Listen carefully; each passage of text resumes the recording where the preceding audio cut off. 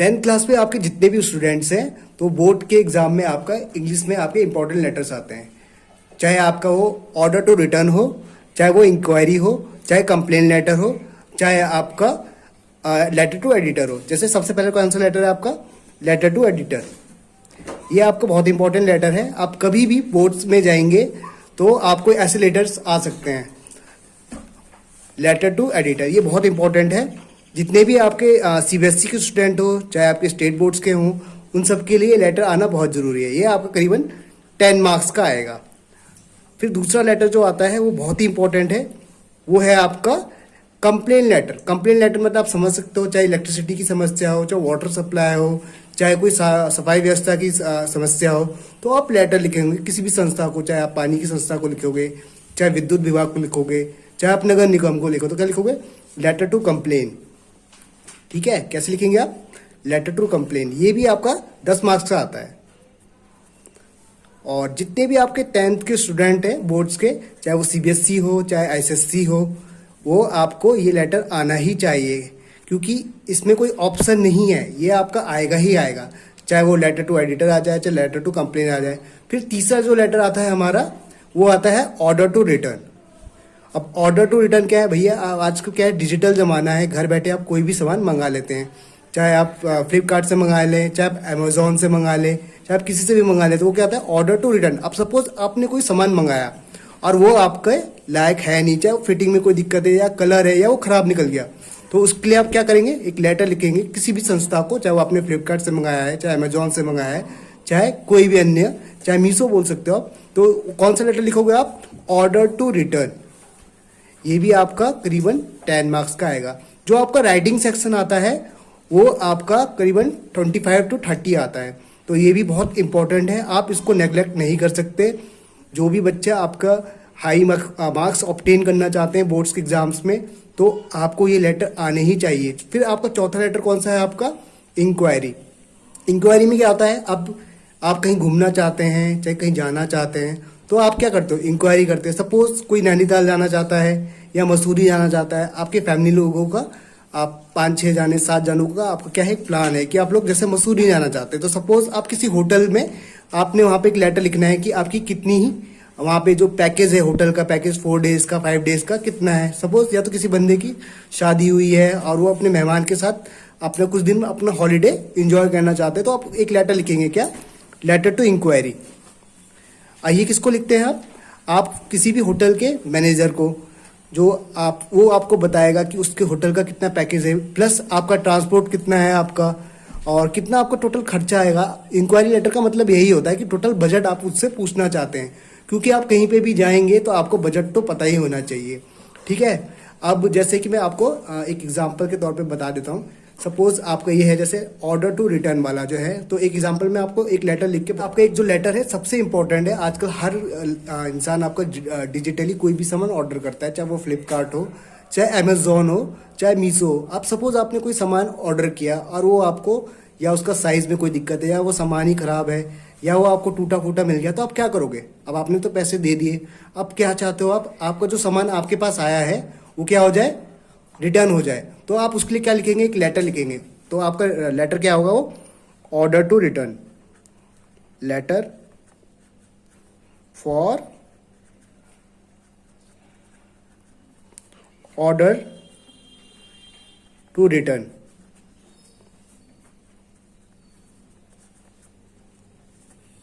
अब इसमें सबसे पहली बात क्या है, जो भी व्यक्ति इस लेटर को लिख रहा है, तो उसमें आप सबसे पहला जो आप स्टार्टिंग करोगे, तो उसमें क्या है, जो भी व्यक्ति वो लिख रहा है लेटर, उसका एड्रेस आएगा। सपोज XYZ जो भी है, XYZ, सपोज वो कोई दिल्ली में रहता है, तो कौन है XYZ, कहाँ पे, दिल्ली में रहता है आपका। कौन सा आपका है, आपका तिलक बिहार है, आपका तिलक बिहार किधर का है आपका, ये दिल्ली का है।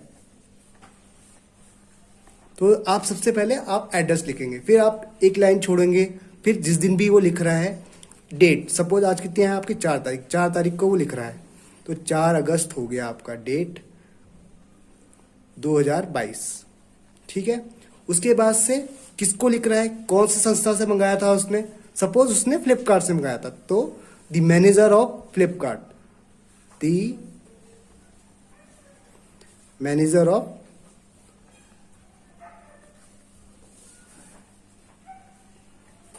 फ्लिपकार्ट। कहाँ पे है ये आपका? सपोज दिल्ली में ही है ये, दिल्ली रोहिणी नगर।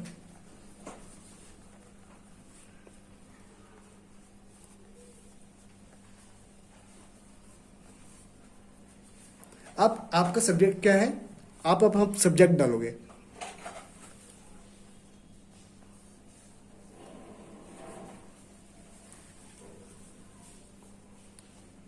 अब सब्जेक्ट क्या है आपका? अब सब्जेक्ट आप क्या है? Order to return,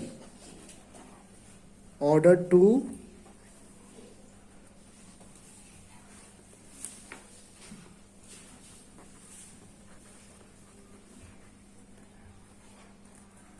return my watch. Suppose आपने कोई वॉच मंगाई थी और वो खराब निकल गई, तो आप अपना सब्जेक्ट डालेंगे। अब आपको क्या करना था? आपने जो वॉच ऑर्डर की थी वो आपकी खराब है, या आपको वॉच जो आपने जिस कंपनी की मंगाई थी वो वॉच है नहीं, तो आप लेटर लिखेंगे। किसको? द मैनेजर ऑफ फ्लिपकार्ट को लिखेंगे आप, और जहां भी उसका एड्रेस है वो आप सब डाल देंगे। फिर उसके बाद हमने क्या करना? सब्जेक्ट, सबसे मेन चीज है वो सब्जेक्ट। आप लिख क्यों रहे हैं? तो आपको सब्जेक्ट इसमें आपको डालना बहुत जरूरी है, तो आप ये डाल देंगे। उसके बाद से आप अपना लेटर स्टार्ट करेंगे। सपोज आप कौन हो? XYZ, I am XYZ from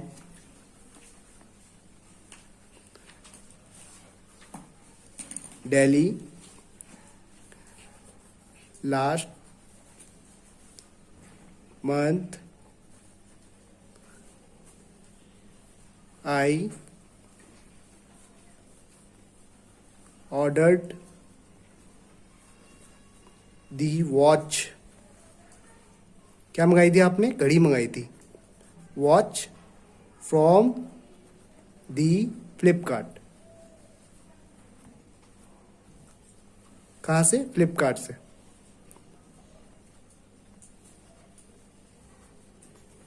लेकिन but I am surprise,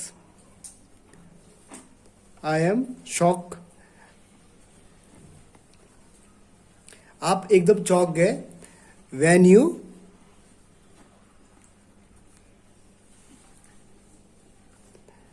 get a order.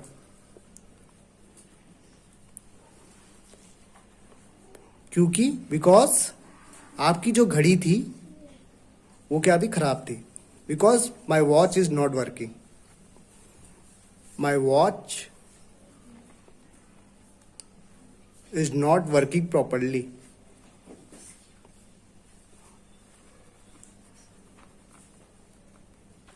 तो इसके लिए ही आप ये लेटर लिख रहे हो। तो फिर आप जब ये चीज डाल दोगे तो फिर आप उससे क्या करोगे? रिक्वेस्ट करेंगे। तो सो प्लीज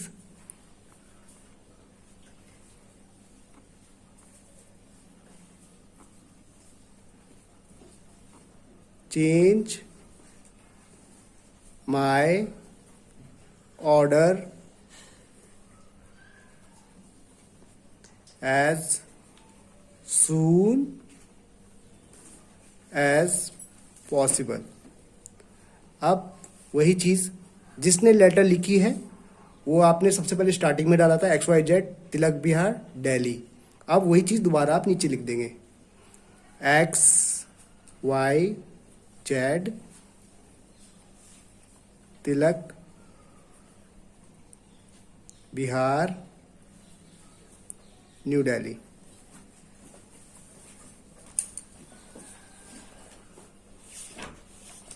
तो ये जो लेटर है ये बहुत इंपॉर्टेंट लेटर है। आप और जब भी ये बोर्ड्स में आएगा तो आप जितने भी आपके लेटर है उसमें कुछ चीज़ें कॉमन है। एक तो आपका एड्रेस होता है, फिर एक डेट होती है, फिर यहाँ पे एक चेंज आ जाता है। जिस संस्था को आप लिख रहे हो बस उसमें उसका नाम चेंज होता है, तरीका एक ही होता है। सब्जेक्ट आप डालते ही हो, बाकी आपका एक कंटेंट होता है, और आखिरी में जो भी आपका सेंडर होता है उसका एड्रेस दोबारा आ जाता है। तो ये बहुत इंपॉर्टेंट लेटर है जो भी आपके बोर्ड्स के एग्जाम के जो देने वाले हैं इस साल, चाहे वो सीबीएसई के हों, चाहे आपके वो उत्तराखंड बोर्ड के हों, चाहे किसी भी बोर्ड के हों, उनको ये लेटर आना ही चाहिए। ये करीबन आपका 10 मार्क्स का आएगा, जो कि आप छोड़ नहीं सकते। तो आई थिंक आप लोगों को समझ में आ गया होगा। और फिर मैं नेक्स्ट वीडियोज़ में मैं आपको बताऊंगा कंप्लेन लेटर की कैसे लिखा जाता है।